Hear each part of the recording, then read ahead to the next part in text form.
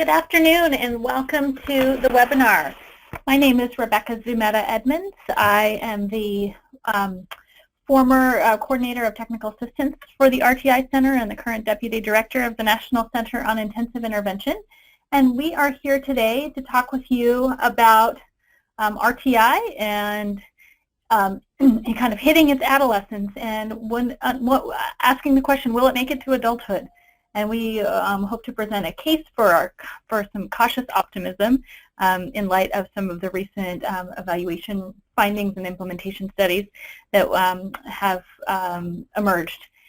So we are very fortunate today to have Drs. Lynn and Doug Fuchs from Vanderbilt University here to present with us, as well as Allison Gandhi, who also works on both of these centers and has managed the tools charts, which many of you are aware of for many years. Next slide, please. So during today's presentation, we have broken the time into 3 sections. And first, Lynn Fuchs will start us off with answering this question: does response to intervention work, and what can we learn from the Institute of Education Sciences' recent evaluation of RTI?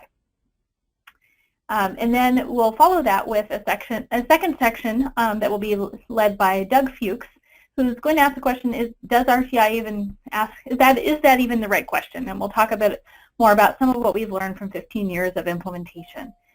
And then finally, Allison Gandhi will talk a bit more about how schools can use resources to maximize their chances of a positive impact when they do attempt to implement RTI.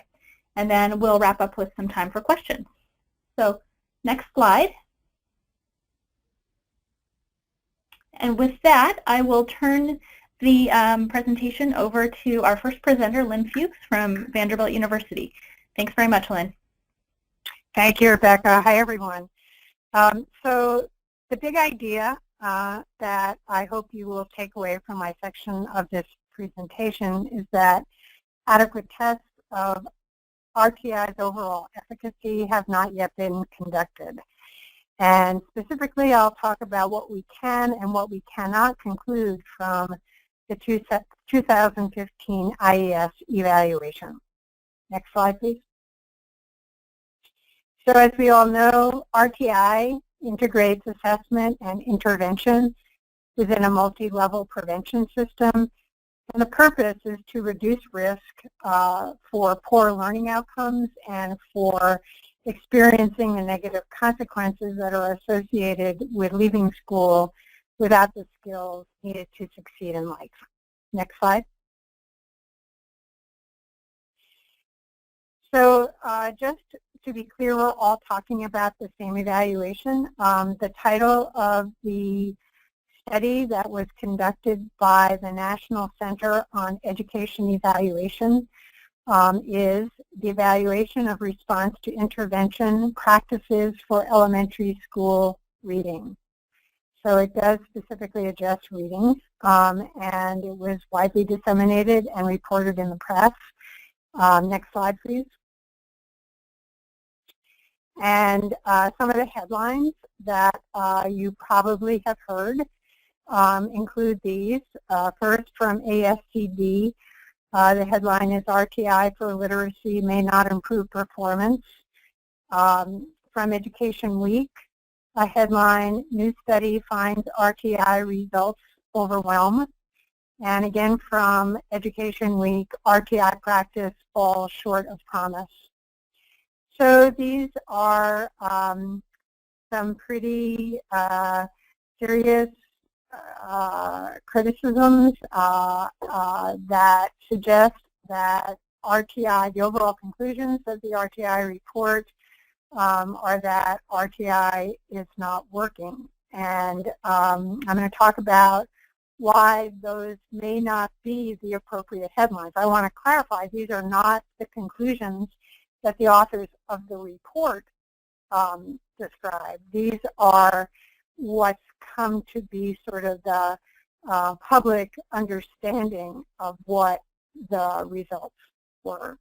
So we're going to take a look at that in the next few minutes. Next slide, please. So in order to think about the report, I'm going to first talk about 4 study features to keep in mind. So this study was a quasi-experimental evaluation that only involved a set of impact schools. These are schools who were entered into the study, the evaluation, because they self-reported that they were fully implementing RTI according to a criteria that the researchers, the evaluators put forth. But there are also a set of reference schools that are described in the report, and they are not part of the evaluation study. The report does a nice job of describing similarities and differences in the RTI practices of impact versus reference schools. So this makes it easy to be confused that what the evaluation did was to compare results for these two groups of schools. And it's important to keep in mind that the evaluation study did not compare results for the impact versus the reference schools. Next slide.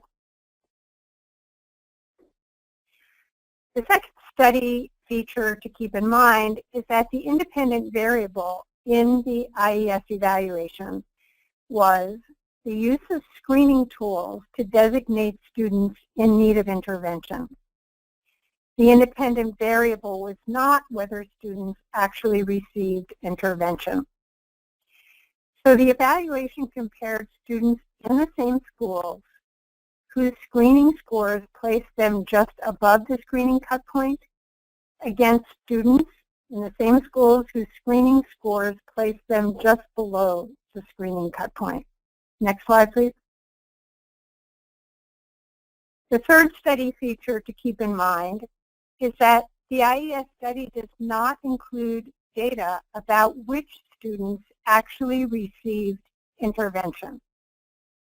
The study authors did not collect those data, so we don't have those data which specific students actually got intervention to use in the evaluation.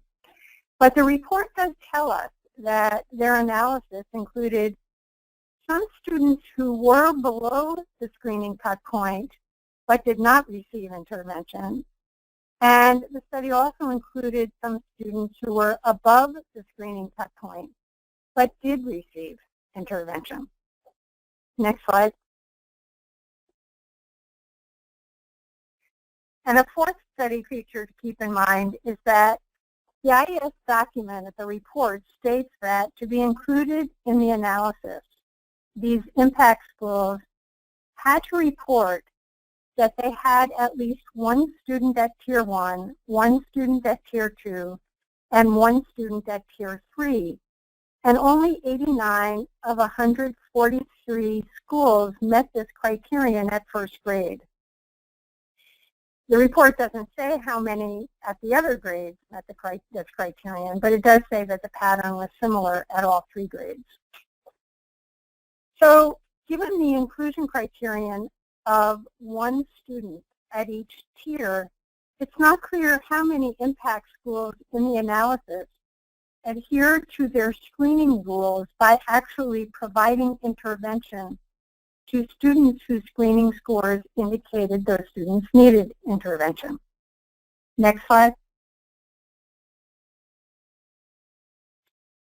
And the fifth study feature to keep in mind is that only one piece of information about RTI practice was verified in this evaluation, and that was that impact schools did actually apply a screening cut point to their screening data in reading. And that was the study's independent variable. So conclusions from this evaluation are about the effects of conducting screening and applying a cut point to designate students with versus without need for intervention. But the conclusions are not about the effects of delivering intervention to students who, according to those screening systems, actually require intervention. Next slide, please.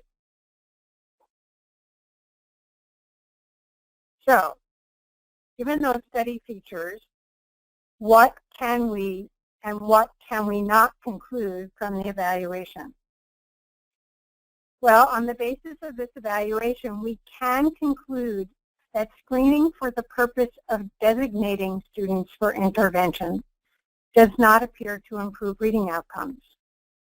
But we can't conclude anything about the effects of actually providing intervention, and we can't conclude anything about the effects of RTI as a system that integrates the use of assessment data with intervention.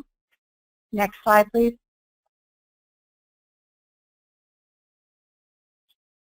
Number 2, we can draw conclusions only about students at or around the 40th percentile. We cannot draw conclusions about students much below the 40th percentile. This is because in the design the evaluation used, the regression discontinuity design, only students just above and just below the school's screening cut point for designating students in need of intervention. These were the only students included in the evaluation, students just above and below the school's screening cut point. And the functional screening cut point across the impact study schools was the 41st percentile. According to the school's screening cut points, 41% of students in the impact schools met criteria for Tier 2 or Tier 3. By contrast, most RTI models and most RTI school-based research reserve Tiers 2 and 3 intervention for the lowest 20 to 25th percentile of students. So, results cannot be used to determine whether RTI is effective for the students that many researchers, practitioners, and policymakers believe RTI is meant to help. Next slide. Third, we can draw conclusions about students with IEPs whose reading performance is around the 40th percentile. But we can't draw conclusions about students with IEPs whose reading performance is below the 40th percentile. At grade 1, students with IEPs in the regression discontinuity design analysis, that is, students with IEPs who scored just above or below the screening cut point at or around the 41st percentile, did more poorly at the end of the year if they were below rather than above the screening cut point. The problem is that students with IEPs who perform around the 40th percentile are highly unusual. So this finding has poor generalizability to students with IEPs. Next slide.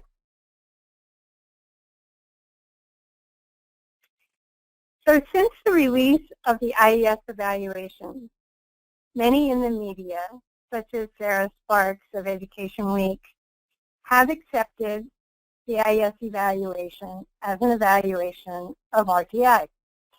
But there's broad agreement among virtually all researchers and many practitioners and policymakers that RTI refers to a multidimensional system of service delivery, which includes at least the combined use of a screening measure, assessments of responsiveness to intervention, and multiple tiers of increasingly intensive and evidence-based interventions at each tier. Next slide.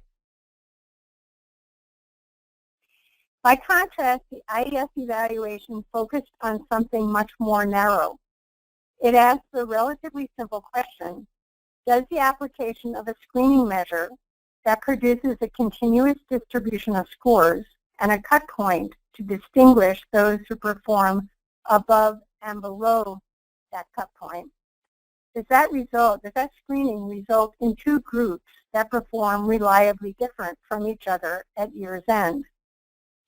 At first grade, the answer was yes. Children whose screening scores were just below the 40th percentile ended the year, below students whose screening scores were just above that percentile. At second and third grades, there were no between-group differences.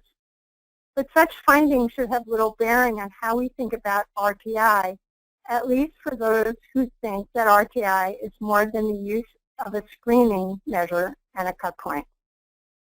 Next slide. So we're glad IES sponsored an ambitious and we're sure a challenging evaluation of RTI. Because of RTI's popularity and RTI's potential importance to the lives of children and youth, RTI's value is important to be evaluated, and it should be evaluated comprehensively, rigorously, and fairly. For whatever reason, this IES evaluation, in our view, did not perform a comprehensive evaluation. If results from the evaluation are wrongly interpreted to mean that RTI doesn't work, then the hard work of practitioners, researchers, and policymakers to make RTI effective may stop. If this evaluation is viewed as evidence that RTI is not effective, the 10 to 15 years of research on related assessments and interventions, much of it funded by IES, may also be seen incorrectly as not effective. And the point here is that we just all have to be very clear on what we can and cannot conclude from this evaluation. Next slide, please.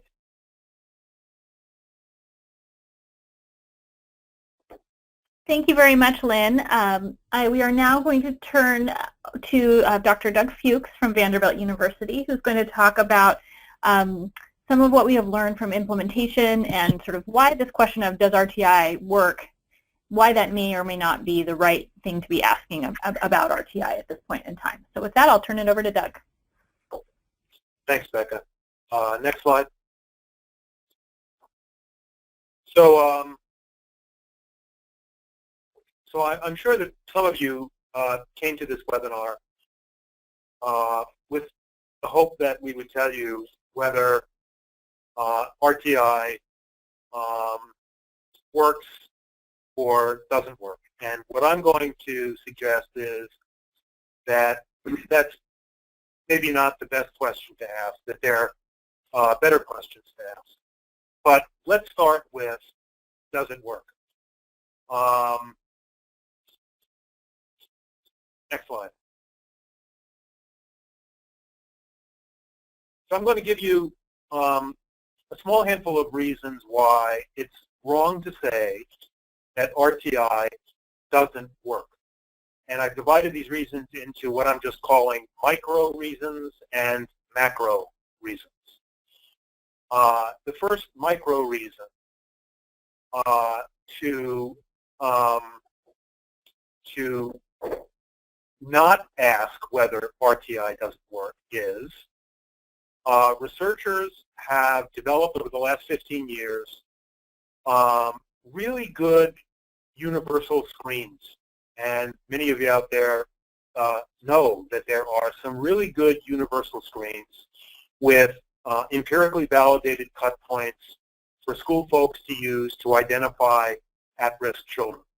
A second related reason is there are also progress monitoring systems widely used that permit teachers to see if children identified by the screens are responding or not responding to classroom instruction. If they're not responding to classroom instruction, then then the progress monitoring data are a good signal that these kids probably need something more intensive.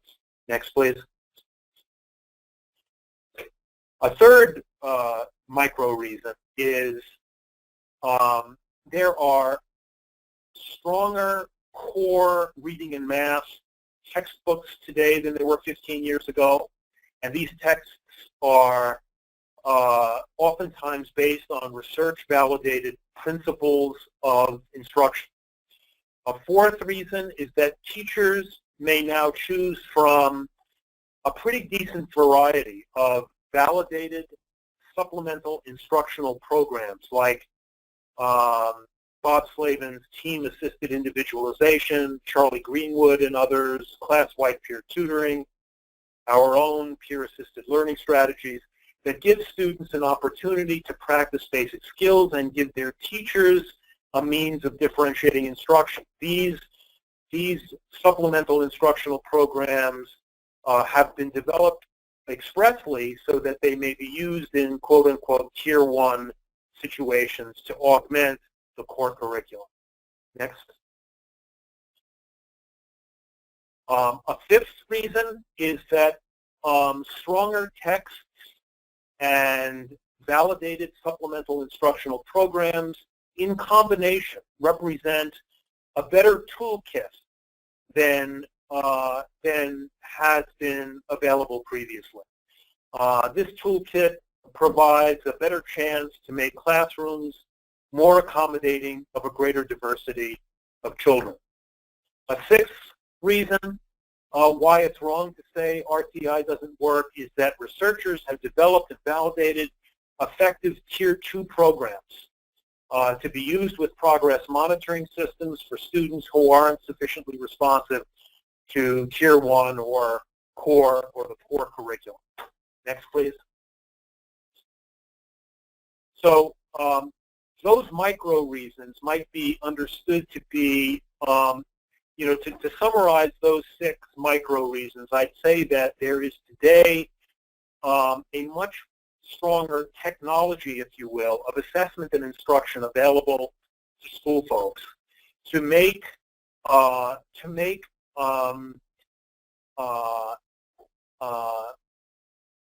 effective tiers 1 and 2. In addition to the micro reasons, there are what I'm calling macro reasons, or bigger, not more important, but more general reasons for why it's wrong to say RTI doesn't work. First, more teachers, administrators, and policymakers recognize that many students are performing poorly, and that many students with disabilities are performing abysmally. And we have data now. We have irrefutable data from the National Assessment on Educational Progress, the Special Education Elementary Longitudinal Study, National Longitudinal Transition Study, state report cards. All of these data indicate to us, to all of us, that many students, and especially a large proportion, not all, but a large proportion of students with disabilities, are performing very badly.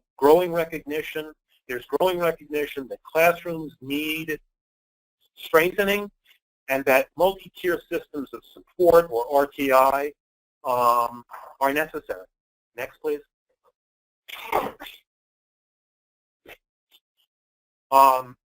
Additionally, and related, accountability, for better and worse, has sharpened the focus on student achievement. Micro and macro considerations together are a reasonable basis to be hopeful about RTI. There is considerable anecdotal evidence that very hardworking, committed, smart educators around the country have succeeded with parts of RTI, have made screening work, have made benchmarking work, have made small group instruction work. Next. But, next, it's also wrong to say that RTI works. Reasons for why it's wrong to say RTI works. First, there are no experimental studies of the efficacy, of the effectiveness of RTI as a comprehensive integrated system. There are a small handful of state or district-run evaluations of RTI, some of which might be considered to be quasi-experimental studies, kind of weak quasi-experimental studies. And I say this, by the way, not to devalue the efforts, which have been terrific on the part of, hardworking professionals who do these evaluations on top of all kinds of other job responsibilities they have. And so this is a list of some of the state or district-run evaluations of RTI or its forerunner, pre-referral intervention. Next, please. Evaluators of such programs, okay, I said that, should be commended for their efforts, but they infrequently collect achievement data or fidelity data. Oftentimes they track referral making, special ed placements, and they report subjective judgments about student behavior. The results from these state and district-run evaluations, these at best quasi-experimental studies of RTI, really cannot be seen as evidence of RTI effectiveness. Next, please.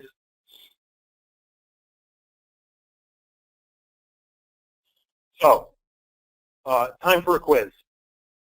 True or false? Does RTI work?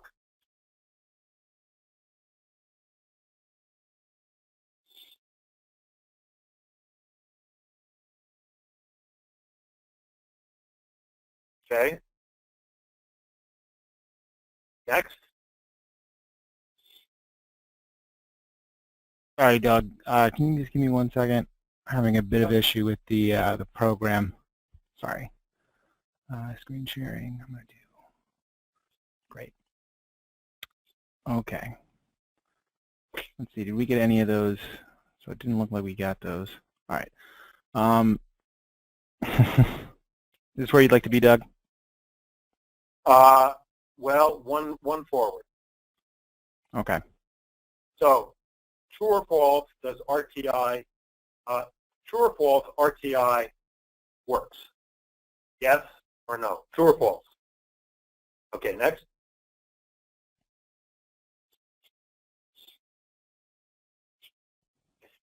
The answer is false. Next question. Okay, the next question should be, the way that this should have worked, guys, I hope that the presidential returns are going to be more successfully conducted than what we're engaging in right now. The first question I was to ask you was, does RTI work? And the answer is no. And then I was going to ask you, does RTI not work? And you were again supposed to say no. And so now for 100 bonus points, if RTI is not a failure and is not a success, what is it? Next.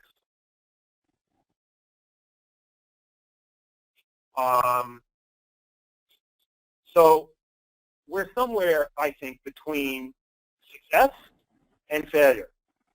I would argue that we have both cause for optimism and we should understand that going forward, for those of us who have, who have worked very hard for RTI to be successful, we have to recognize not just that it takes hard work.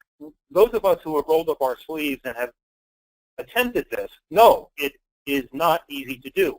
It's a machine with many moving parts. What we also, what I would encourage everyone to think about as well, is that we have to be realistic. And what's realistic in setting 1 is not necessarily the same as in setting 2, but generally speaking, we have to be realistic in terms of what we want to achieve in the name of RTI. And I would encourage states and school districts and building level personnel to try to get the basics down right. This may mean in some schools getting Tier 1 running well, just Tier 1. Other schools or districts may be able to do Tiers 1 and 2. Doing Tiers 1 and 2 with universal screens and progress monitoring, in my view, is a very worthy achievement.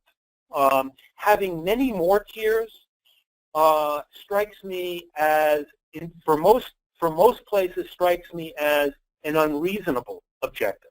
So going forward, I think we have cause for optimism, especially if we're realistic in terms of what we set as our goals for RTI.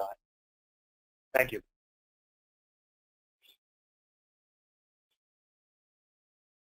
Okay, thank you very much, Doug. And now we are going to turn it over to Allison Gandhi, who was going to talk to us about some resources and tools that can be used to help support successful implementation of RTI. Thanks, Rebecca, and thanks, Lynn and Doug. So I think it was interesting listening to Lynn and Doug talk about what we can learn from the research on RTI, because it does align well with what we have learned here at the Center on RTI from practice. We have had the opportunity to support over 300 districts around the country over the past 10 years or so in implementing RTI, and we know from this work that it is not easy to do, and it often needs to be done over many years and in an iterative fashion, but we do know that with the right supports, it's possible to implement it successfully and to see improved student outcomes. So in this part of the webinar, I am going to share with you some of the resources that we have that are designed to assist districts and schools as they implement RTI. And I will also, along the way, share a few examples of how some of these tools have benefited some of our clients. So first, on this slide, I just want to do a brief overview of the essential components of RTI, and I want to do that for two reasons. One is just to remind us that RTI is a framework that consists of multiple components, and so in order for it to be successful, all of the components need to be in place and to be implemented well. So again, anytime we're asking the question, is RTI working, we need to think about the entire framework. And then second, I wanted to include this framework here just as a reference point because I'm going to be sharing some resources that relate to each of the essential components. So next slide. Okay, so the first essential component to start with is screening. Okay, so what is screening? You can pull up the first box. Next slide. Oh, thank you. There we go. Okay. So screening is the process of identifying or predicting which students may be at risk for poor learning outcomes. Okay, next. Great. So when implementing RTI, one of the most important aspects of implementation is universal screening. And so this is screening that is conducted every year for all students in a grade level using a common instrument. Many times this screening is followed up by additional short-term testing or progress monitoring just to be more precise and accurate about which students really need extra support. And this process, I'll say, is really important because this is what is going to dictate how many and which students you are serving in each tier. Okay, and then important issues to consider when you're doing screening are first, which instruments are you using? So are these evidence-based, meaning do they have research showing that they are reliable and valid tools and that they can predict risk with accuracy? And then second, you need to have fidelity of implementation, meaning you need to be administering and using these tools in the way that they are intended. So next slide. Okay, so the next essential component that we talk about is progress monitoring. The progress monitoring is the process of assessing students' performance on an ongoing basis, and it can help to quantify a student's rate of improvement and evaluate the extent to which they are responding to instruction. And with a high-quality progress monitoring tool, you can use frequent data to decide how to set individual student goals and how to adapt instruction to ensure that students stay on target to meet their year-end goals. And again, just like with screening, it's really important to have evidence-based tools. So these tools also need to have strong reliability and validity data, but in addition to that, they should have data that show that the tool is sensitive to small changes in student outcomes and has evidence supporting what would be expected year-end goals and rates of improvement. And then also you need to think about fidelity of implementation again, meaning that teachers need to be trained in how to use these tools properly so that they can inform instruction in a meaningful way. Okay, next slide. So the third essential component is the multi-level prevention system, which most people think of as the different tiers in RTI. So first we have primary prevention, sometimes referred to as Tier 1 or universal support. So this is your high-quality core instruction that all students receive. Next is your secondary prevention, sometimes called Tier 2 or remedial or supplementary support. So this involves using evidence-based, validated instructional programs that are implemented consistently and with fidelity and are designed to supplement core instruction by providing additional remedial support in certain content areas where students demonstrate need. And then finally, you have tertiary prevention. So this is often referred to as Tier 3 or intensive intervention. So with tertiary prevention, this is where support becomes very individualized and is offered to the very small percentage of students in the school, so usually 3 to 5%, who are not responding to core instruction or supplementary intervention through Tier 2. Okay, next slide. So the last essential component is data-based decision-making, and this is really the most important of all of them because it ties it all together. So if you have screening, progress monitoring, and a multi-level prevention system in place, but you're not really making decisions based on data, then you're not really doing RTI. So first, data analysis and decision-making need to occur at all levels of RTI implementation. And then second, teams must be actively using screening and progress monitoring data to make decisions about instruction, movement within the multi-level prevention system, and disability identification. So next slide. Okay, so to learn more about each of the essential components and how to implement them, the best resource is the RTI Center's Implementer Series. This is on our website. It's a sequence of training modules that really provide foundational knowledge about these essential components and build understanding of implementation. So this slide just shows the content of the modules, and you can see that first there are a set of trainings that go over the essential components, so that's the first row of the table. And we recommend that if you're using these that you go in this order. So when you're done with the trainings in the first row, then you move on to more detailed trainings about assessment and data-based decision-making. And then finally there are some trainings on establishing processes around RTI generally, around screening, and around selecting evidence-based practices. And so what's great about these modules is that you can use them in two different ways. So there are what we call self-paced modules, meaning that you can view them yourself on your own time, and you can access all the handouts that go with the PowerPoints. But also if you want to present this content to a large audience in your state or your district or school, you can do that too. We provide trainer manuals and facilitator guides. So I just want to pull up a little sort of success story. So we have used these modules many times and have found them to be really helpful, again, in just providing that foundational knowledge and setting school and district staff on the right path towards successful RTI implementation. And so as one example, we recently worked with a state that wanted to work on implementing a consistent approach to RTI across the state. So they used these modules to support a train-the-trainer approach where they were able to use a relatively small cadre of trainers to then go out and train others in the state and reach a really broad audience with, again, this consistent approach to RTI. So next slide. So the next set of resources we want to share with you is our tools charts. So we have 3 different tools charts that are related to RTI. The first is our screening tools chart, and you can see a brief snapshot of that here on this slide.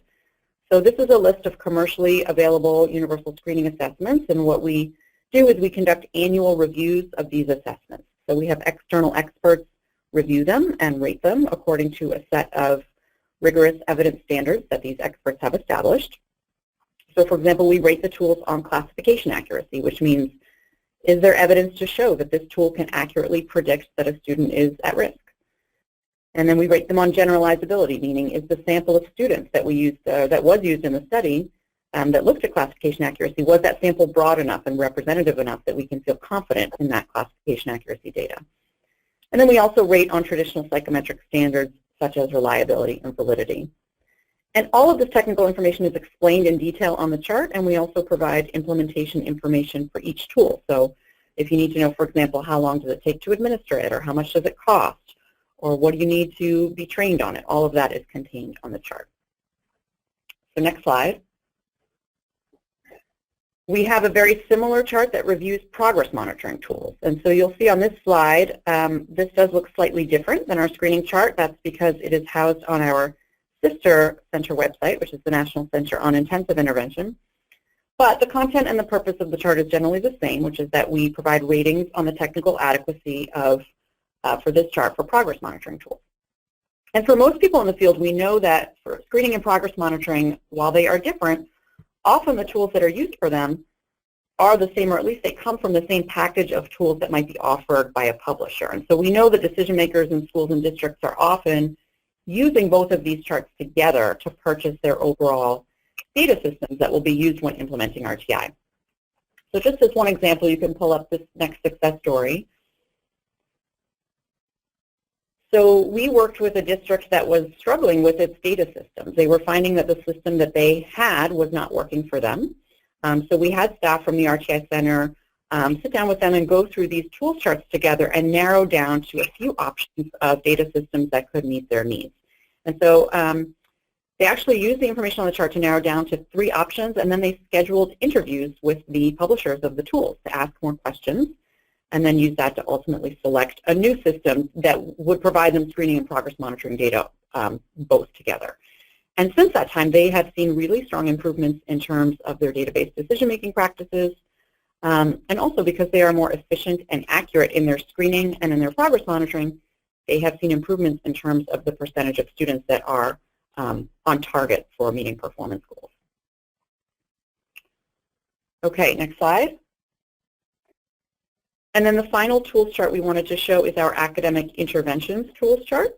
So a big part of RTI is having good secondary interventions in place to target those students who are not making progress in the core curriculum and need that Tier 2 support. So this chart reviews studies that have been done on the efficacy of Tier 2 programs in a variety of content areas. There is also some information on this chart around the possibility of using these programs as platforms which you might adapt for use at Tier 3 as well.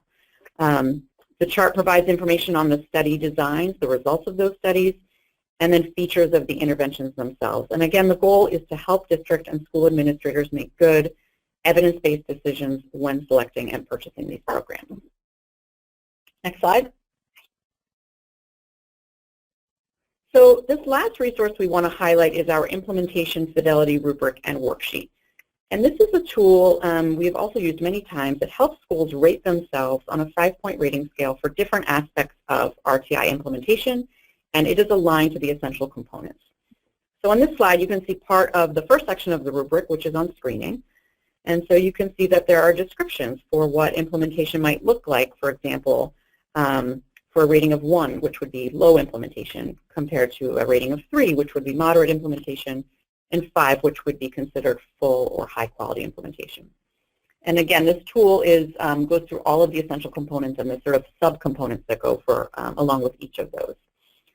And we recommend that this tool can be used as a self-assessment, or it's something that staff from our center or other external staff could use to come in and help the district to do sort of an external evaluation to help guide them in terms of where they should move for next steps. It comes with a worksheet to help scorers know what kinds of questions to ask, who to ask them of in order to come up with ratings. And so one more success story. So again, we've used this tool with many districts and schools. And as I said, we have it available on our website, so anyone can use it as a self-assessment. But one example recently of how it has helped is in one school that decided to use it really as part of their regular faculty meetings as kind of a guide for discussion. So they would use the rubric as part of what they called RTI Spotlight sessions and spend time discussing each component and asking staff to reflect together on where they were on the rubric. So not only did that help in terms of kind of assessing where they were, but it also helps staff come together around understanding what RTI is and all the different components and why they're important. So that is a summary of the resources that we at the Center on RTI have to support RTI implementation, and we know based on our experience that relying on resources such as these and paying close attention to implementation fidelity is really important for ensuring that RTI can realize its promise. So I'm going to just turn it back to Rebecca Zumeta Edmonds, who will wrap up. So thanks very much, Allison, and thank you to Lynn and Doug as well for their sections. So just today we wanted to conclude before we turn it over to questions and remind you that during the session, some of the things that we felt were really important that people walk away with is an understanding that RTI has not been rigorously and comprehensively evaluated. While there are evaluations of components of the system, there again has not been a thorough evaluation of the comprehensive system done in a rigorous experimental fashion. However, when properly implemented, it is a framework that is comprised of evidence-based practices and assessments, both for and when we say evidence-based practices, we both mean evidence-based instructional practices done at the Tier 1 level, as well as evidence-based intervention at the Tiers 2 and 3 level. And then with that in mind, there are a lot of available resources and improving quality of resources that are available in the marketplace, both in terms of assessment and intervention products and places to evaluate assessments. Schools have implemented success, but this is also a very challenging thing to do, and it is not something that every school is equipped to do on their own. There often needs to be a real focus on implementation and the reasons that things that can be hard to implement, and a focus on readiness of a school to be able to take on something that can mean a lot of changes to how the school may do business. And so with that in mind, we really feel that a big part of RTI and effective RTI is not only understanding the pieces, but also how they fit together in terms of the decision making that you make based on the data that are collected and how you use that information to design good instruction and intervention.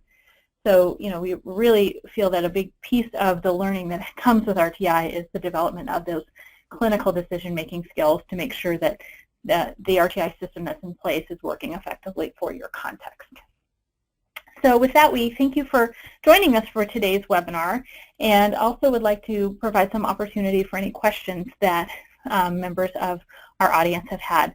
So Amy, I believe I'll turn it over to you to let us know if there are any specific questions.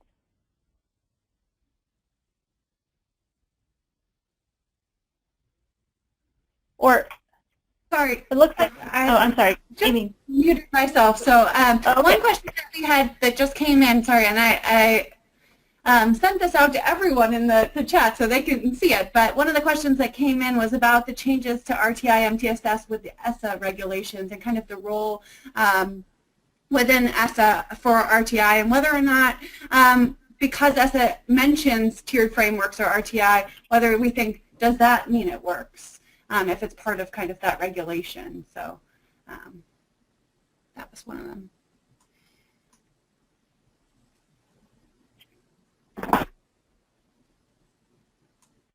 Again, I think what just by putting it in the policy doesn't necessarily mean something does or does not work, but what it is implying with that is that an MTSS or RTI framework that is implemented with Fidelity and following recommendations comprises the use of evidence-based assessment and intervention programs and practices, so that by implementing a system in that way, we believe we will affect greater outcomes.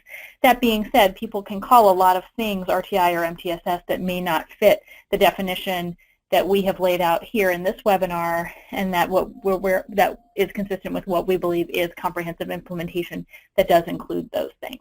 So I think it's really important to look at the components of the framework and not necessarily the components of the framework and how it is implemented in a given context, rather than just the name in and of itself.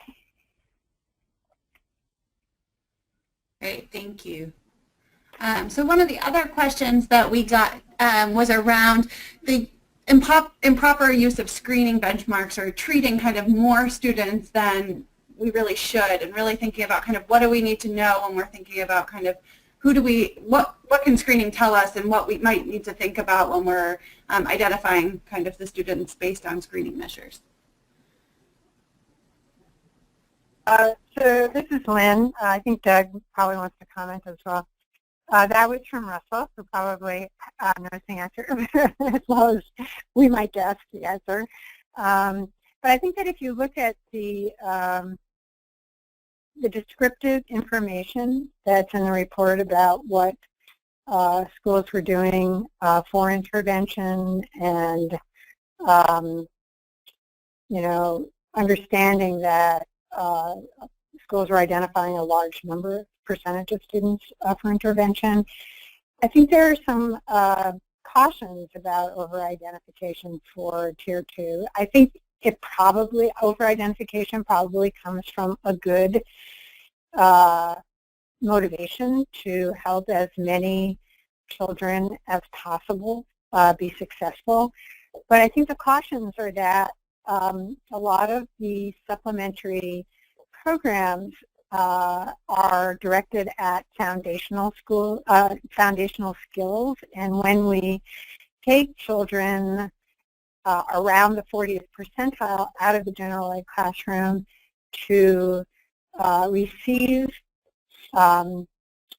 Tier 2 intervention, sometimes the focus is too much on foundational skills for those 40th percentile children. And they're missing content because we know from the descriptive information on the impact schools that a lot of the schools replaced some of the general ed programming with supplemental instruction. So if we're taking 40th percentile kids, giving them work on foundational skills, word level skills that maybe they don't need help with, and they're missing what's going on in the general ed classroom, that may not, although it's well motivated, it may not be the correct instructional decision. And so those screening cut points were designed to avoid missing children who really do need intervention.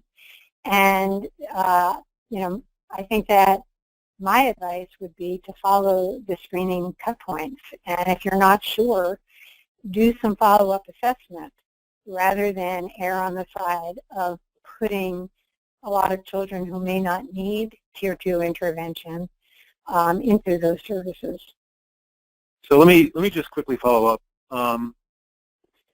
I think, and this is to some extent a restatement of what Lynn just said, I think that there are two important reasons why many schools seem to misuse universal screens and identify probably too many kids for more intensive levels of instruction. The first is that I think a lot of very well-intentioned school folks do not adequately understand that the screen is a screen, and children identified as possibly at risk really need to have that status verified through subsequent assessment, as, for example, in the form of progress monitoring data. In our own work in the Nashville Public Schools, we found that if we follow up universal screening with 8 weeks of progress monitoring data, we cut in half the number of kids who were initially identified as at risk. In other words, half of the kids who are initially identified as at risk perform adequately subsequent to the screening. The second reason I think that too many kids are put into more intensive more intensive forms of instruction is I think that those more intensive options are interpreted by some number of school folks as an equity issue. They want to get as many kids as possible into those more intensive versions of instruction, and there isn't sufficient consideration given to the implications of that or to the repercussions of that. I want to get back to the first question that was asked. Very quickly, because I know we don't have time, I would say that MTSS was put into ESA for, no doubt, multiple reasons, but I think one of them, which isn't, I don't think, recognized, is that there's a pretty significant number of people, including policy people, who wanted MTSS, RTI, in a law that that was not part of special education. Prior to ESEA reauthorization, as many people know, RTI appeared first in the 2004 amendments as a means of presumably better identification of children with learning disabilities. And getting RTI/MTSS into ESEA is an expression of a belief that this form of service delivery goes well beyond disability identification, and it speaks to an attempt to reform general education in this country. Great, thank you, Lynn and Doug. So one of the other questions that came in was around whether anyone on the panel knows of any MTSS frameworks being implemented, widely being evaluated in a formal way, or if there's any kind of more comprehensive evaluation coming soon. Anyone know about anything, or? There are many evaluations that are ongoing of implementation of RTI that are part of various grant programs, but again, because they're being done in authentic settings, there are limitations on the extent to which they can apply really rigorous research designs to those, and so that is part of the challenge with doing this. I will say that there is an ongoing national evaluation of MTSS for behaviors that is currently underway with IES, and I believe that has about 2 more years of the evaluation before it will be released. But again, that is a focus on behavior, and mostly on a behavior at the Tier 1 and Tier 2 levels. And so that's the only comprehensive thing that approaches a comprehensive but also rigorous evaluation that I am aware of. At the same time, there are many IES-funded research grants that do address important components of an RTI system that both have been published and shown evidence of impact and that are currently underway. Great, thanks, Rebecca. Another question we got was around universal screeners for behavioral screening, and whether there are any suggestions or places to go to look at that. I know Allison shared the universal screening tools chart that was really focused on academics, but can you guys talk to, or do you have any thoughts on kind of where people could go for some resources around behavioral screening? So I would suggest, so now on our National Center on Intensive Intervention, we do have a tools chart on behavioral progress monitoring tools, which is obviously different, but some of the tools on those charts, you may look at some of the publishers for those tools who may also provide behavioral screeners, but I'm also going to just give a preview that we will also be soon adding, not in the immediate future, but we have plans to have a tools chart on behavioral screeners. That's sort of an emerging field, but it's definitely needed, and we do hope to be putting out more information on that soon.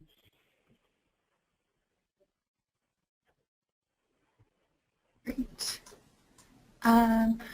So another one of the questions was about Reading Coach encourages teachers to use Fontes and Fennell as their universal screener, and whether or not that's an appropriate universal screener, or using something more along the lines of DIBELS or AIMSweb, and really kind of thinking about kind of what criteria need to be part of that universal screening to make it effective.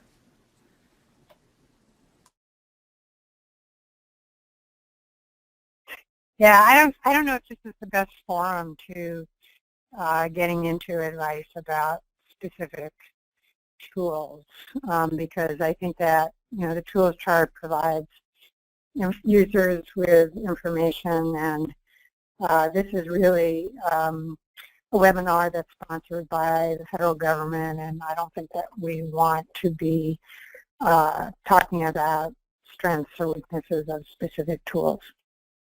I don't know if I kind of turn it over to Allison and Rebecca. No, I agree, and sort of what constitutes, I mean, there are some standard things you want to be looking at, like I think classification accuracy is probably the most critical piece of evidence for a screening tool.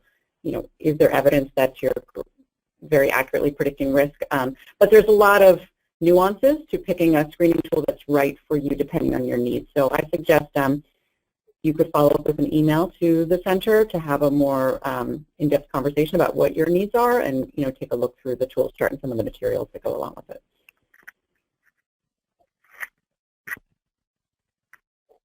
Great, thank you. And then one of the other questions really was asking about, are there any policies or considerations that states or schools or districts need to think about in order for RTI or MTSS to be implemented effectively, or what are some of the considerations on kind of the implementation features that can, and policies to support those that can help for more effective implementation?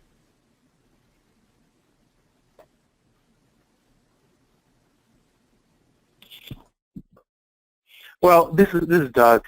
Just briefly, I think that RTI MTFs speaks in subtle ways or indirectly, implicitly, I don't know what the right word is, to inclusion.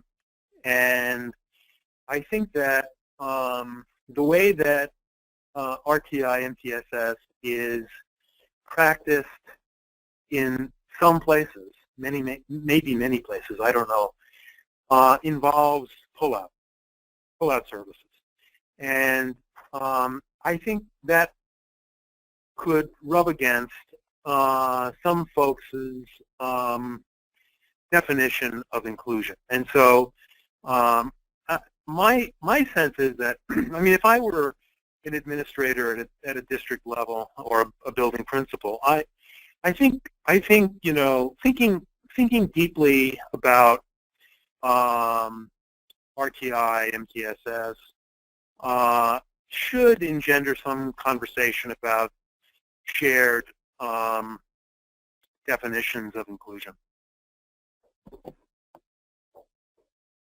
Now, I think following on what Doug just said, I think another really critical piece in thinking about implementation is the role of leadership. And an effective principal and a supportive district can really make or break the ability of a school to implement RTI or an MTSS structure effectively. And by that I mean having the supports in place so that when needs emerge, there is someone who is tuned in enough to be able to help solve those problems, who can create time in the schedule for intervention, who can create time in the schedule for teachers to meet and review data, who understands the kind of assessment tools that are appropriate to be purchasing and using, things of that nature that really make implementation work or not work attached, separate from just the knowledge and skills about how to deliver good instruction or intervention. We provide a number of modules both on the RTI website and on the National Center on Intensive Intervention website on these issues of readiness and implementation and things to be thinking about as schools might be preparing to take something like this on. But I think if we had to pick one critical piece, it would be that role of leadership. And I'll also add to that, I think related to that is the collaboration of general ed and special educators in the system, so in the school, but also that goes all the way up to, I think the question was really about what states can do. You know, any RTI guidance needs to come from the special ed field and general ed field working together, because those two fields often come at it from a slightly different perspective. And in schools, it needs to obviously address the needs of all the kids in the school, but that includes the students with disabilities. So systems for identifying students for services and providing them services need to be integrated within that overall.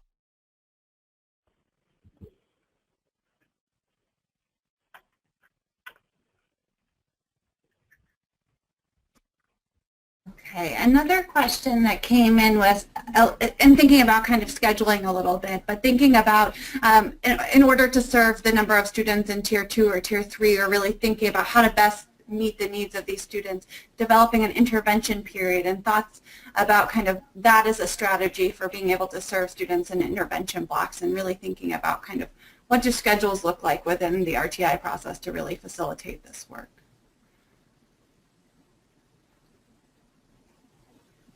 I don't know about Allison and Rebecca, but questions like that, I mean, those are very important questions, but it seems like those are the kinds of questions that have to be worked through at the building level, because there's so many contextual issues that, you know, someone like me would be completely, you know, oblivious of. So I think it's really important for school folks to first get really clear on what their RTI framework is going to be, because after all, there is no one RTI framework.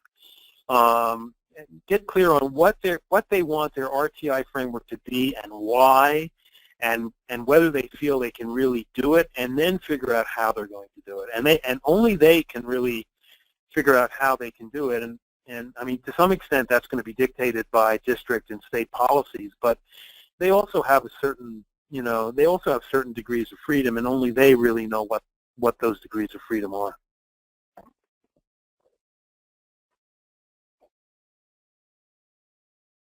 But just to follow on Doug's comment, I think he makes a really important point that a lot of this is contextual.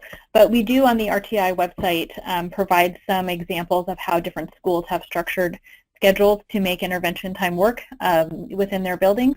And just as sort of some general things to think about are that, you know, the core instructional level, as to the extent possible, that all kids get service through core instruction, but that importantly pulling small groups as part of good differentiation within core instruction is not the same thing as providing a tier 2 or a supplemental intervention. It really is part of what good core instruction should look like. And then at the tier 2 level, or that secondary intervention level, that we would typically recommend occur as a supplement to core instruction, so that kids are not missing the core instructional time if they're getting a supplemental intervention. And at the tier 3 or most intensive level, that this is where individual student level data are driving the decisions. There may be students for whom core instruction is appropriate with a supplement, and there may be students for whom supplanted curriculum is really what is necessary given their level of need. And I think those are things that really are more often dictated by school and district policy, but also individual student needs. Great. Well, we're just about toward the end of our time, but we did have 2 questions that came in around kind of any suggestions or places to look for current research related to RTI in mathematics and also RTI at the secondary level, and whether any of our panelists have thoughts about kind of places for folks to go, or ideas about research in math for RTI, or research at the secondary level, or whether there's anything currently being done or coming out soon or things like that that you're aware of. Well, I'm sure the other panelists have comments on this too, but I'll at least say for math that the screening tools chart, all the tools charts do have screeners in math listed on them, progress monitoring tools in math, and tier 2 interventions in math. So that's at least a place to start in terms of looking for the tools that you might need to be doing RTI in math. We do have, I believe, a resource with some examples of some secondary schools that have had some success in implementing RTI and around some lessons learned there, also on our website. But I'll let Rebecca comment if there's something more than that. But I think I know we do have that one resource.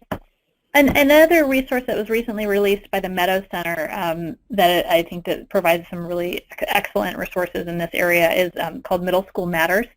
And again, that would be out of the Meadows Center at the University of Texas. Amy, I'm not sure if we've got a link to it on either of our websites, but if it's not on our website, I'd suggest just Googling Middle School Matters Meadows Center.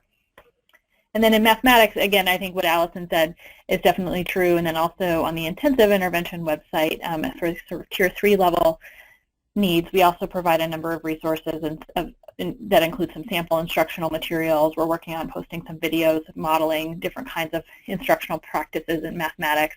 And I might also ask if Lynn might want to comment on any of her current research, given the kind of math intervention research that she does.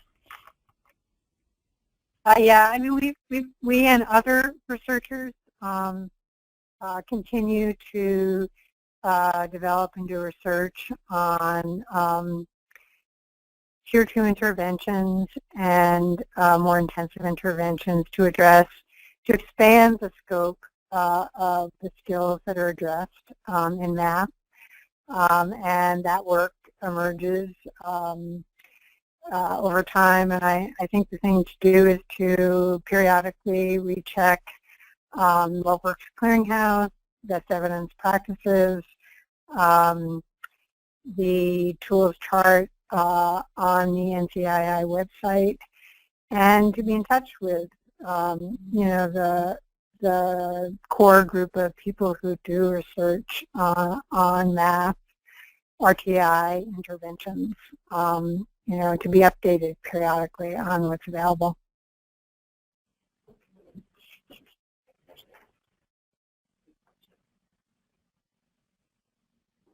Great, thank you. Well, it looks like we are just about at the end of our time, and I think we're pretty much at the end of many of the questions that have come in. I think many of them have been addressed, so hopefully we've answered your questions and you've gotten a lot of benefit out of this webinar. If you ever have any additional questions, there is a Contact Us form email box that you can send those questions into the Center on RTI. If you want to have any additional questions, and we'll hopefully address them or send you some resources that you can find out more. So thank you to all of our panelists for today, and thank you all for taking the time out of your summers to come and listen to this webinar and hear more about RTI and kind of where we are. And hopefully, again, we're optimistic, right, that we'll continue to get benefit from this work and being able to continue thinking about the tiered intervention frameworks and how they can support students. Thank you, Amy. And thanks to the rest of our panelists and to our participants. Again, we wish you a wonderful and restful summer, and to come back re-energized and ready to implement tiered supports in the fall. Thank you.